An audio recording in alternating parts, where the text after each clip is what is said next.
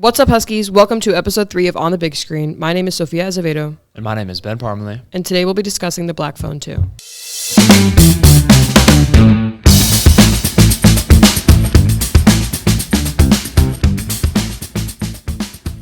Following the events of the 2021 film Black Phone, the boy who survived the infamous kidnapper, known as the Grabber, Finney, and his sister's nightmare continue in a new setting where the Grabber first started his killings. So, what did you think about it? To be honest, I personally loved the first film. I watched it and I thought it was really great. It wasn't scary, but I think it was really well filmed and it was very ominous and it kind of just impressed me in terms of cinematography, and the story was good enough to kind of go along with it. So my expectations were a bit high for this movie, but I did have a strong feeling that it was going to kind of pull what other franchises do where they make sequels when it's not necessary. So I wasn't all too surprised when the movie didn't really hit as hard as the first one. Yeah, I haven't seen the first one, but from what I understand, it was a completely self-contained movie. You know, the guy, the Grabber, he's defeated in the end, and then everyone lives happily ever after. However, now there's a sequel, and more bad stuff and chaos are happening. Yet they managed to create a story out of that, and I think that was kind of clever, the way they did things.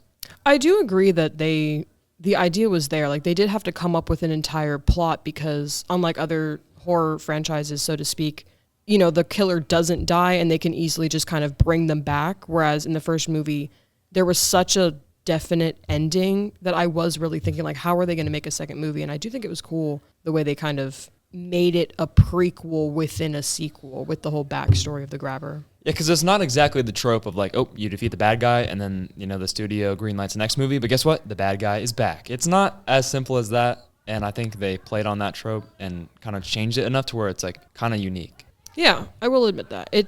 I think the big gripe I have with it is just that it wasn't a spectacular big thing. It wasn't really a movie that was worth seeing. It wasn't worth remembering. It was a good movie and I'm like, wasn't mad at watching it, but you kind of leave the theater with nothing, if you get what I mean. Because it didn't even scare at least me, and it didn't scare you. It just wasn't frightening. For a horror movie, I want to walk in that theater and I want to be shaking by the time I leave. One thing I didn't like about seeing this movie on, quote unquote, on the big screen is that the way it was filmed was very shaky, and maybe this was intentional because it is a horror film, but it was very shaky, and the camera and the way that they filmed this movie was kind of all over the place. And not only was that just kind of hard to watch on a big screen, but it also made things confusing when determining when something was happening, where it was happening, and if it was in a dream or not. And I think I spent most of the movie trying to figure that out than actually paying attention to what was going on. Because they started to distinguish between dream sequences and reality in the beginning of the movie by doing an effect that lets the viewer clearly know what's happening in the real life and then what's happening in the dream.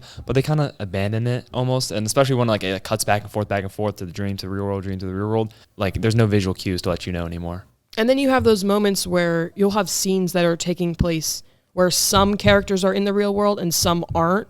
It was really confusing. Honestly, kind of threw me off at the end when there's like a big ice skating scene and like half of the people are there and then some of them aren't actually there. And at that point, I just like abandoned all like common sense thought and just took it at face value. But talking about that ice skating scene, I really enjoyed it. I think for a climax, it wasn't scary. You know, no jump scares, no suspense. But it was entertaining. It was almost like an action movie. I really enjoyed it. I do think the movie was misgenred, shall we say. Like, I don't know if it was actually characterized as a horror movie, but I'm pretty sure it was definitely advertised as a scary movie. And it really was an action borderline comedy movie. Like, we were laughing at some points, and most of it was just not even a slasher film, just kind of literally just action sequences. Well, I think I was laughing for the wrong reason. Some of those lines were pretty bad, which I guess can segue us to the dialogue. And dialogue is pretty rough around the edges, but the horror genre in general is not known for extremely deep dialogue, so I can kind of give it a pass. But you can excuse that dialogue in exchange for like these horror, suspenseful, thrilling elements, but it didn't really have that.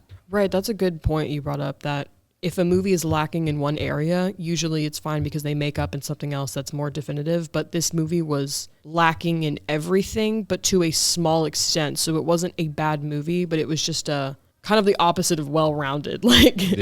Not well-rounded all the way around. It was very, nothing really stood out to me. So my favorite part of the movie was honestly Ethan Hawke playing the Grabber. I feel like he did a really good job in every scene that he was in. He kind of like blew everything else away because of how like he was pretty like menacing, not like scary like I'm shaking, but he was menacing and he had, I guess, sense, and like the characters, you understand why they're scared of him, and he did a good job. And yeah.